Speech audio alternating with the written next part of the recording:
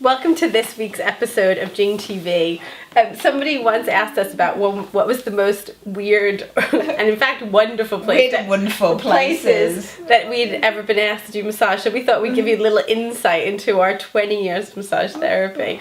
And we started this conversation and then we thought, oh, well, we won't really have it, we'll just do it on camera. So I thought about one of the weirdest massage experiences I had when I was working in New York, which was also really wonderful, was that the spa was asked to treat an accountancy firm during tax time.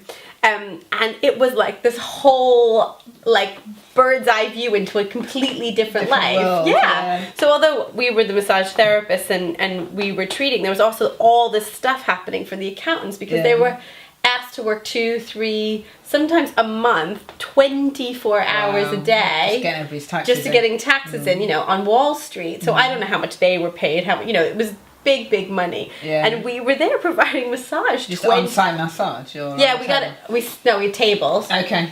We had our own room connected to a huge conference room that had food 24 hours. I think they had us, they had reflexologists, they had any food they had an omelet chef going. Wow. You can imagine the coffee that was being boiled. And so it was this luxurious event, but it didn't have an end, didn't have a start and end. So we provided, because I was managing the spa at the time, we provided therapists around the clock for I think a week. And I used to go in and check it anyway. It was really over the top. It was one of the most crazy things I ever did. Yeah. And then it was just popping into my head about that event we did quite recently where we did on-site massage for the Brighton Half Marathon or something. Remember for that? I think you arrived. I was doing something, then you were doing something, and it was really odd because at this point, obviously Meg and I are quite well known in the UK. Did you even do it? Yeah, it was really funny.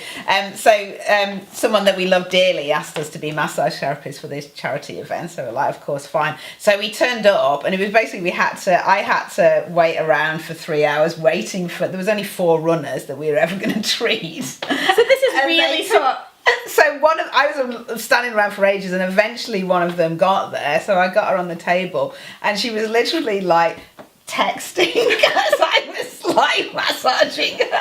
I'm like, do you know who I am? But I think the thing about that was actually we didn't both end up being there at the same time. Okay, I had memory that actually you couldn't do it, so that's hysterical. So I couldn't do all of it. So I think I had to leave, and then you were coming. Right, so then Rachel called me up and was like, I'm really sorry, I have to ask you to do this because I've been committed. And I went down on my Saturday with my linens and my antibacterial and being all professional massager, and I couldn't find the charity tent. And I got there and I massaged one person. Yeah. I was one person. Was she texting? She wasn't texting, actually. You did better than me. But yes, and I did realize that in the tent next door, there were a lot less experienced massage therapists treating thousands of people per hour. Anyway, really that was kind of funny. And where else? Where was that? Somebody's bedroom that we massaged and later was that? I mean, you guys, everybody's had this experience where we were first starting out the business in Brighton, 10, 11 years ago. And so Jing hadn't really gotten started, and we were just, as you do in the beginning, you just say yes to anything. And somebody still say yes to quite a lot of things. And so this woman said to us, can you come? It definitely wasn't a wedding thing, because I think we would have stayed away from that. But it was some kind of party event that had probably some good cause connected to it. And we said, we'll come and do treatments. And we got to the house, and I remember I was probably quite clear on the phone about the parameters of what we needed for a room, and we needed this much space and blah blah blah. And we got there and we were taken upstairs these 6 flights of steps, and they were like, oh, is this gonna be okay? And it was a massive room with a bed, and then there was 2 tiny spaces. And I had to do it side by side. It was awful.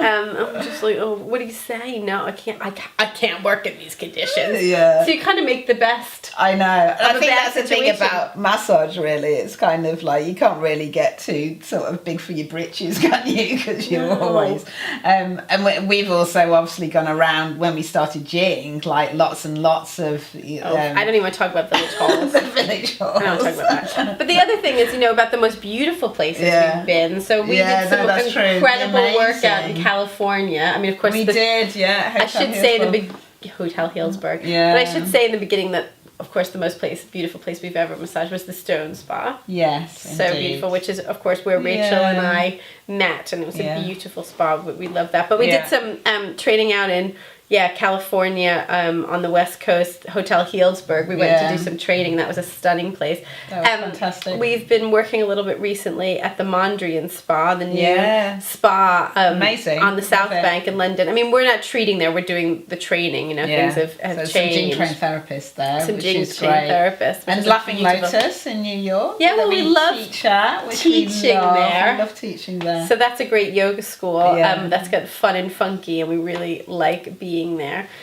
But there must be more stories in the annals of Jing history that we'll have to pull out. So we'll keep on this trend. Maybe every time we do some Jing TV, we'll think about the weird and wonderful places. And you tell us what's the word tell is the most wonderful place that you've massaged. It's good to hear. Yeah. It's good to know that those crazy stories are not just stories; they're actually based in reality. So thanks for tuning in, and we'd love to hear your stories too. Get involved in Twitter and on Facebook, and we'll see you at the next Jing event, I'm sure, which will provide some weird and wonderful place to do massage. Take care. Bye.